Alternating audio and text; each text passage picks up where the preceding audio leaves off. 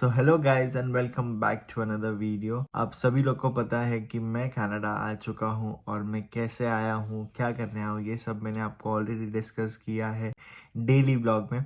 अगर आप मुझे डेली ब्लॉग के लिए नहीं फॉलो करते हो तो फॉलो कर लीजिए, सब्सक्राइब कर लीजिए। और गाइज आज का वीडियो होने वाला है बहुत ही ज़्यादा इन्फॉर्मेटिव, क्योंकि आज मैं बात करने वाला हूँ आपके साथ, क्योंकि मुझे बहुत ज्यादा क्वेश्चन आ रहे थे कि भाई कैसे आना है कनाडा, कनाडा आने के लिए वर्क परमिट के लिए कैसे अप्लाई करें, मैंने कैसे अप्लाई किया एंड क्या प्रोसेस होता है वर्क परमिट अप्लाई करने के लिए। तो गाइज ये सब चीजों के बारे में आज हम डिस्कस करेंगे, आपको बताएंगे कि कनाडा आने के लिए वर्क परमिट के लिए कैसे अप्लाई करें। सो आज के इस वीडियो में मैं बात करूंगा आपके साथ LMI के बारे में। तो LMI is basically labor market impact assessment।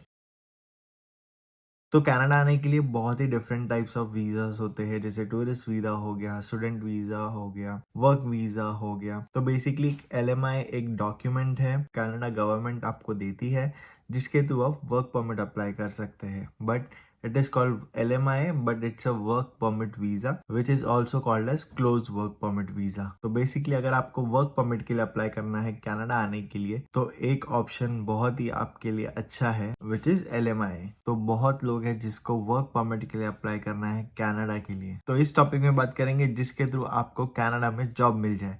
तो चलो शुरू करते हैं। तो बेसिकली LMI जो है वो एक डॉक्यूमेंट है जो कैनेडियन बिजनेस को सपोर्ट करने के लिए कनाडा के गवर्नमेंट ने बनाई है। तो ये बेसिकली एम्प्लॉयर और बिजनेस, जो बिजनेस होते हैं बड़े बड़े, उनको दी जाती है, जिसके थ्रू एम्प्लॉयर या बिजनेसमैन अपने लिए एक इंटरनेशनल वर्कर हायर कर सकते हैं। बट उसके लिए बिजनेस को प्रॉफिटेबल होना बहुत ही ज्यादा जरूरी है, वरना अगर बिजनेस ही प्रॉफिटेबल नहीं रहेगा तो वो आपको कैसे संभालेगा, मतलब आपके मंथली एक्सपेंस कैसे दे पाएगा। तो बिजनेस को प्रॉफिटेबल होना बहुत ही ज्यादा जरूरी है। तो बेसिकली जो LMI है वो सर्विस कनाडा के अंदर आती है, तो उसके थ्रू ही आप लोग अप्लाई कर सकते हो जब भी कोई एम्प्लॉयर को जब नीड हो। तो मान लो अगर मेरा कोई इंडियन रेस्टोरेंट है इधर और मुझे कोई एम्प्लॉयर चाहिए काम करने के लिए यहाँ पर, क्योंकि यहाँ पर लोगों को ढूंढना बहुत ज़्यादा मुश्किल होता है, मतलब स्किल्ड जॉब वो पर्टिकुलर स्ट्रीम में। जैसे मेरा इंडियन रेस्टोरेंट है और मुझे कोई तंदूर शेफ चाहिए, तो ऑब्वियसली अभी मुझे तंदूर शेफ चाहिए तो मैं यहाँ पर ढूंढूंगा तो ऑब्वियसली मिलेंगे नहीं इतने जल्दी, लेकिन मुझे अपना बिजनेस भी तो देखना है। तो उसके लिए मैं पहले कनाडा सर्विसेज को रिक्वेस्ट करूंगा कि मुझे कोई बंदा चाहिए जो मेरा तंदूर सेशन संभाले। तो मैं पहले अपील करूंगा सर्विस कनाडा से कि मुझे कोई बंदा चाहिए जो मेरा तंदूर सेशन संभाले। तो उसके लिए ये जॉब प्रोफाइल ओपन होगी कनाडा में। तो पहले 6 मंथ्स ये जॉब होगी, ये जॉब पोस्टिंग कनाडा के अंदर होगी, क्योंकि ऑब्वियसली यहाँ पर भी लोगों को एम्प्लॉयमेंट चाहिए, राइट।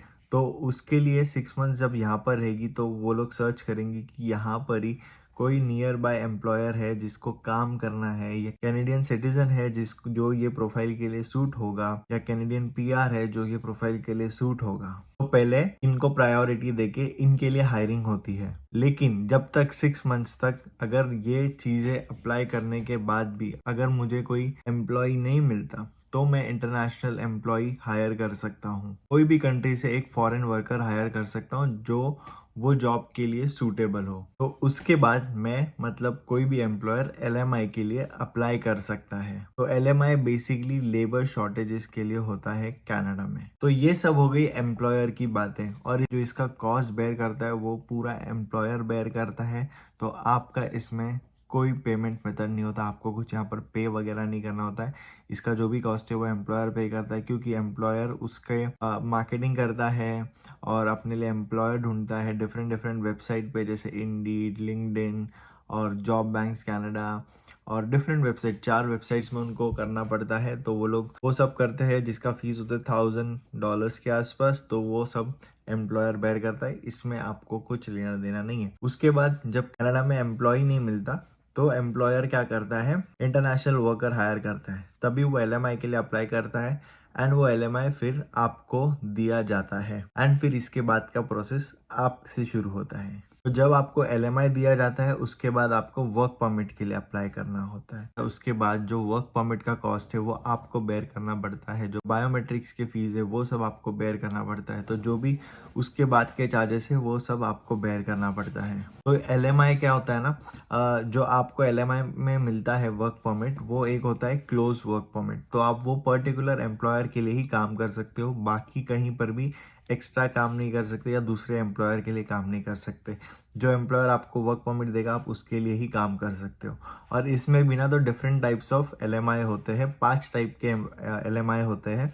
तो चलो वो भी डिस्कस कर लेते हैं। तो बेसिकली होता है एग्रीकल्चरल एलएमआई, जिसमें टेम्पररी वर्क परमिट्स मिलते हैं एंड सीजनल वर्क परमिट्स मिलते हैं। तो बेसिकली जब कनाडा में समर होता है, जब यहाँ पर एग्रीकल्चर का टाइम होता है, क्रॉप ज़्यादा ग्रो होते हैं, तो ये लोग क्या करते हैं, मेक्सिको या नियर बाय जगह से लोगों को हायर करते हैं एग्रीकल्चर फील्ड में, एंड फिर उनको ये एलएमआई दिया जाता है। तो ये सीजनल एलएमआई होते हैं। और उसके बाद होता है लो वेज एलएमआई और हाई वेज एलएमआई। तो लो वेज जैसे कोई वर्कर हो गया, कुछ हो गया, उनके लिए जो एकदम नीचे, उनकी सैलरी भी कम होती है, मतलब मिनिमम होती है। जो प्रोविंस टू प्रोविंस होता है यहाँ पर कनाडा में, जैसे $15 या $16 जो भी होता है, वो प्रोविंस टू प्रोविंस डिपेंड करता है। तो वो लो वेज सैलरी होती है। और हाई वेज मतलब 24-30 ऐसे जितने भी हाई में चले जाए वो हाई वेज सैलरी होती है। फोर्थ टाइप ऑफ एलएमआई होता है केयर गिवर्स के लिए। अगर आप कनाडा में रहते हो और अगर आपको कोई मेडिकल पेशेंट है आपके घर पे, या आपको कोई केयर टेकर चाहिए, तो अगर आपको कनाडा में नहीं मिलते तो आप उसके लिए भी एलएमआई अप्लाई करके आप बाहर से किसी केयर टेकर को आप बाहर से बुला सकते हो। एंड जो फिफ्थ टाइप के होते हैं वो बेसिकली एलएमआई उनके लिए होते हैं जो कनाडा में ऑलरेडी है, जैसे कोई स्टूडेंट हो गया, या कोई वर्क के लिए है एंड जिसका पीआर स्कोर नहीं बनता। तो बेसिकली कोई स्टूडेंट्स होता है जो ऑलरेडी यहाँ पर वर्क करता है बट उनके पॉइंट्स नहीं बनते, तो वो एलएमआई के लिए अप्लाई कर सकते हैं। तो ये हो गए 5 टाइप के वीजाज।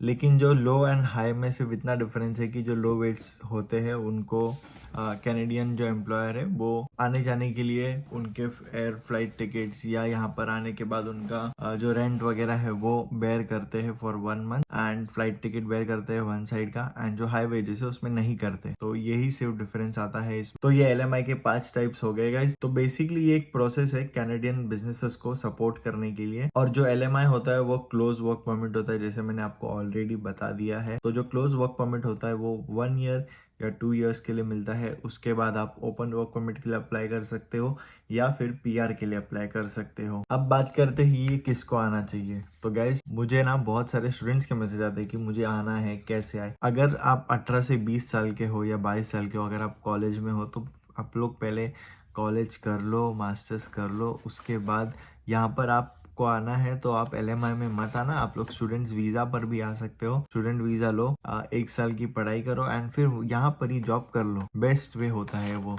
लेकिन यस आई नो उसमें फीस ज़्यादा होती है, ईयरली फीस कुछ अप्रोक्सीमेटली 9 to 10 लाख होती है। यहाँ पर ईयरली मतलब 8 महीने का सिर्फ कॉलेज होता है, 12 महीने का नहीं होता है इंडिया जैसे। 8 महीने का कॉलेज होता है और उसकी फीस कुछ 9 से 10 लाख रुपए होती है। तो ये सब चीज के बारे में तो अपन धीरे धीरे आगे बात करेंगे, कोई स्टूडेंट से मिलकर बात करेंगे। लेकिन अपन आज एलएमआई के बारे में बात कर रहे हैं, तो ये बेसिक आपको नॉलेज होगा कि एलएमआई क्या होता है, कैसा प्रोसेस होता है। तो अब बात करेंगे अपन इसकी फीस एंड कैसे आप लोग अप्लाई कर सकते हो। तो फर्स्ट ऑफ ऑल आप लोग को बहुत ध्यान से देखना है कि आप किसके थ्रू अप्लाई कर रहे हो, कैसे अप्लाई कर रहे हो, कहाँ से अप्लाई कर रहे हो। तो अगर आप कनाडा में नहीं हो और अगर आप बाहर कहीं से भी साउथ एशियन कंट्रीज से लोग देख रहे हैं मेरी वीडियोस, तो ये वीडियोस उनके लिए भी है कि अगर आप कहीं से भी अप्लाई कर रहे हो तो बहुत ज्यादा केयरफुली करना, क्योंकि यहाँ पर बहुत ज्यादा फ्रॉड होता है ये सब चीजों को लेकर। अगर कोई आपको बोल रहा है कि भाई मुझे 4-5 लाख रुपए दे दो और मैं तुम्हें वर्क परमिट देता हूँ, तो मत देना,